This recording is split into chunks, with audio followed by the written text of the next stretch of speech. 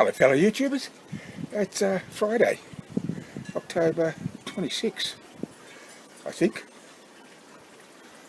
That sounds about right. And it's very warm and humid. A little bit of sweat. But it's now about 2 in the afternoon, and there's a bit of a southwesterly coming, a nice cool southwesterly, and that's whoops, it's coming that way. I'll get it right. So anyhow, I've got to build this a bridge, this little bridge, ornamental bridge, and to put these composite, it's a bamboo and acrylic setup. I can cut them in 3, and they will go on this slide that was part of a child's slippy dip. And, well,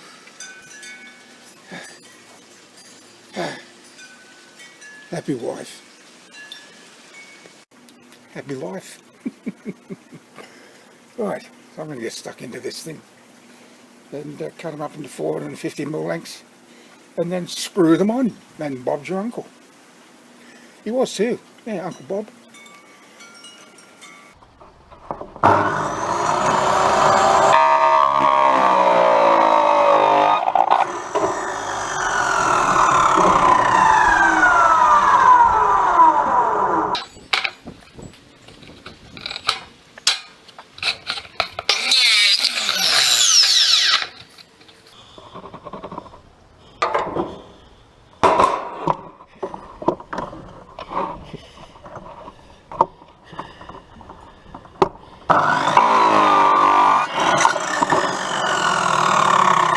Well, I just spent half an hour putting the saw through its paces, and as you can see, I've got all the 22 pieces cut to size, each 445mm in length, and then it's just a matter of getting them here, nice and equally apart, and that'll take a little while to do.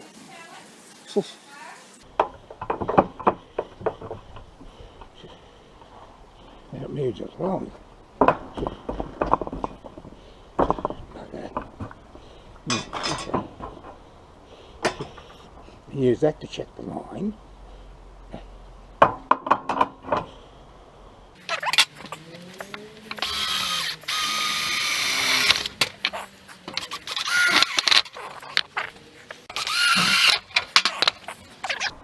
All the way along. All the way. Oh, all done and dusted. Doesn't it look magnificent? Eh? Ooh. Now all my wife's got to do is put it in place. No. I suppose I better give her a hand. But look at Bailey. He's just sitting there. He's waiting for Gal to come back and start the hose up. He is fascinated by the hose. Loves the hose. He carries on, barks and whines and cries and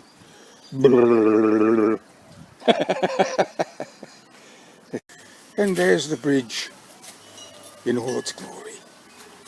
Oh, doesn't look too bad, does it really? Yeah, another job by Bob.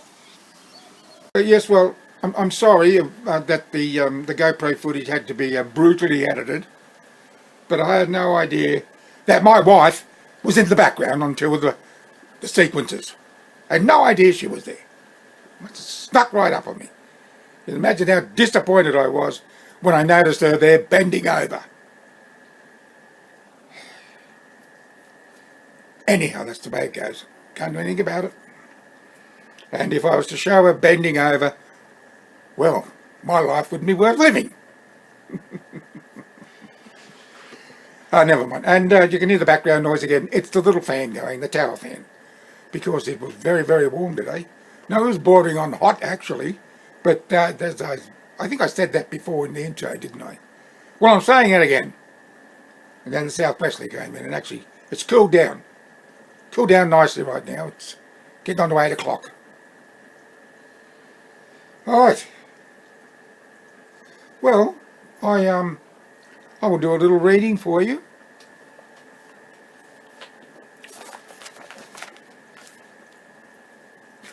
Well, you know that Doreen and Jeremy, they had a good laugh on the way home from the hospital because of what Doreen had said to Jeremy. It was such a good one that they laughed almost non-stop during the short drive home. And when they entered the house, they were still chuckling intermittently, giving Jeremy a glimmer of real hope that you got to be optimistic. Because his wife is in such a good mood, they might have sex on this night of an unusual day of just another day.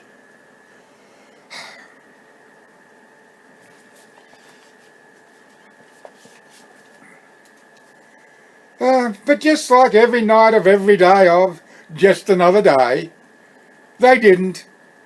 And he wondered, would things be different for David now? Would Ruth, who was so ecstatic over her husband's evangelical revolution, her husband's evangelical evolution,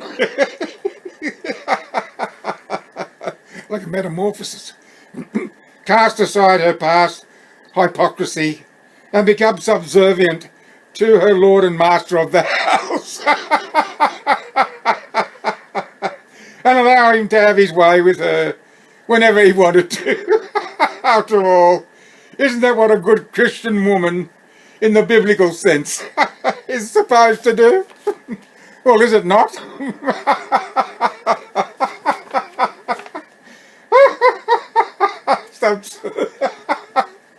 Oh, good luck.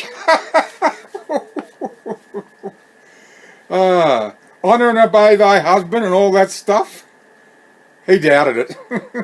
Because, as it is with all of those of her persuasion, what is written should not be taken literally, at least when it suited them. Oh, crikey.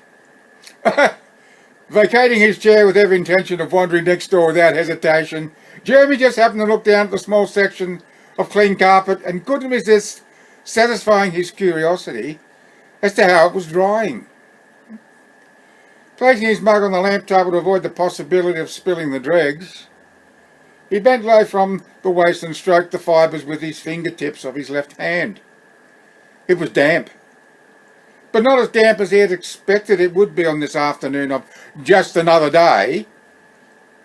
But how he wished he hadn't lowered his head. The blood rush had woken the snoozing nerve in his tooth, and now it was throbbing once again to the beat of his heart.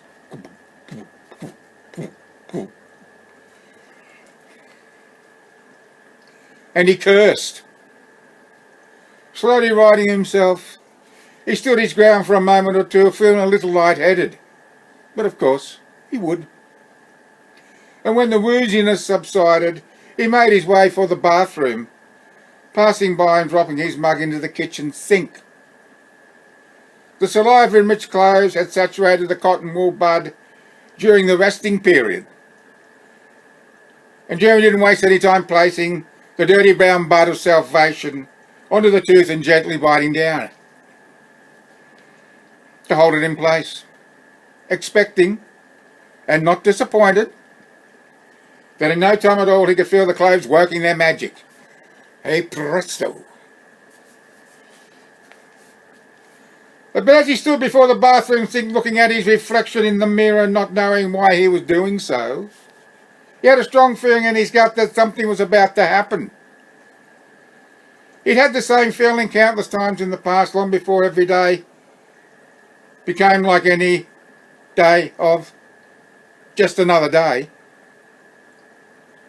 And every time he did, something unforeseen and totally unsuspected had happened. That's those the vagaries and vicissitudes of day-to-day life. They just get you right out of the blue.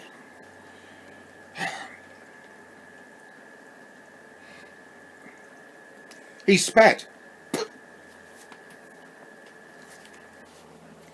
Nothing serious, just the sort of things that when they did happen, had him mumbling, I knew that was going to happen, even though he didn't know that the thing that had just happened was the thing that was going to happen.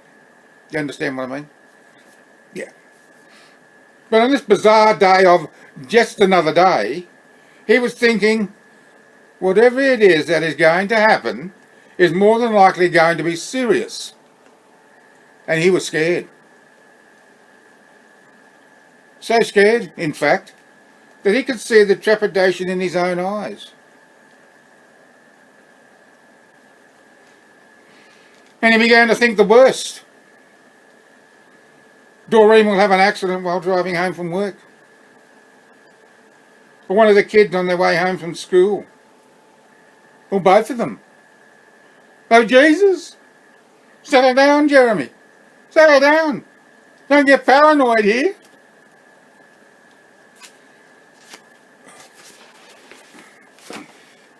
Pages.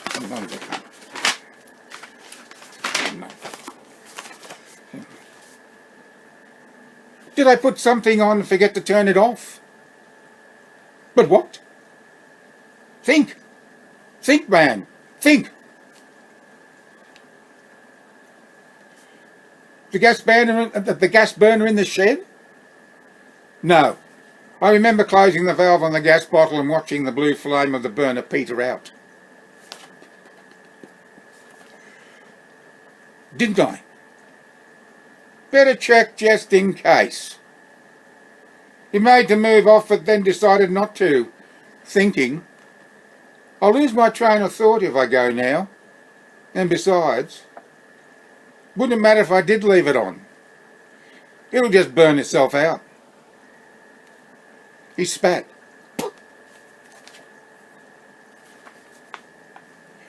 And then the phone rang. And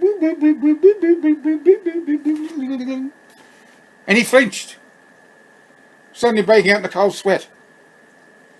I'm in a bit of a hot sweat. A sweat so cold it made him shiver and chilled him to the bones. Oh shit! I knew it! I knew it! He didn't want to answer the phone, but he knew he had to. Dragging both palms down the front of his shirt and looking at himself as he did so,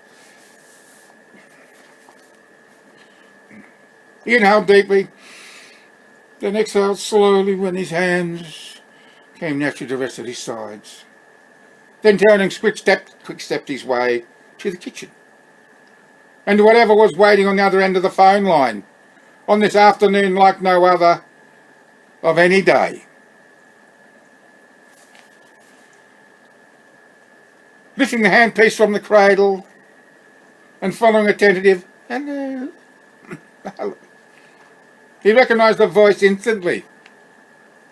It was his sister, Natalie, and she was crying. Oh, she said with wavering tone, Dad's just passed away. And with those words, Jeremy thought, thank Christ.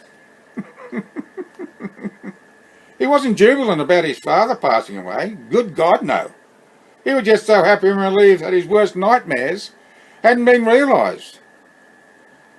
Oh dear, how's Mum taking the news? Surprisingly well, but then you know what Mum's like.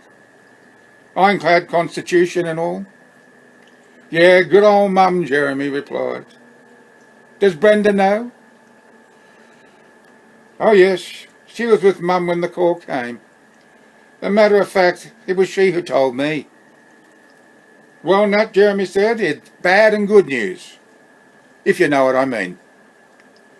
Yeah, you're right. At least he's no longer suffering, whatever that means. And we've all been expecting it for some time. Still, doesn't make it any easier though. No, Jeremy replied. Do you think he was aware of his condition? I often wondered about that. Yes, me too. Doctor said he was never in pain. And maybe he was right. But I don't know. And sometimes when he looked at me, I had a feeling that, just for a moment, he recognised me. Wishful thinking, perhaps.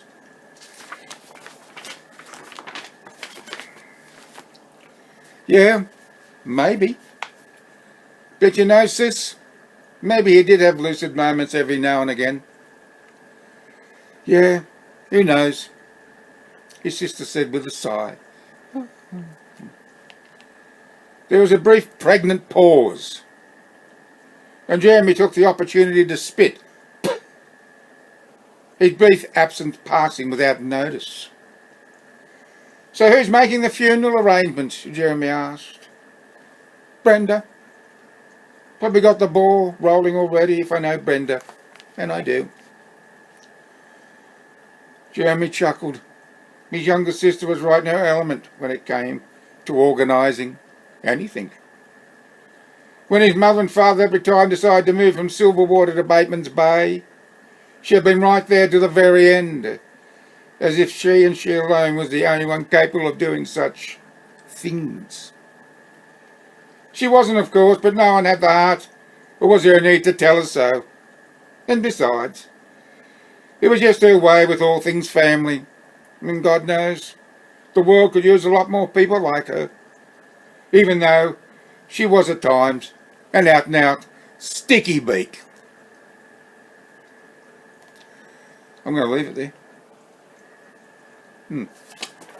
I want to thank you. I want to thank you for watching and listening. And until next time,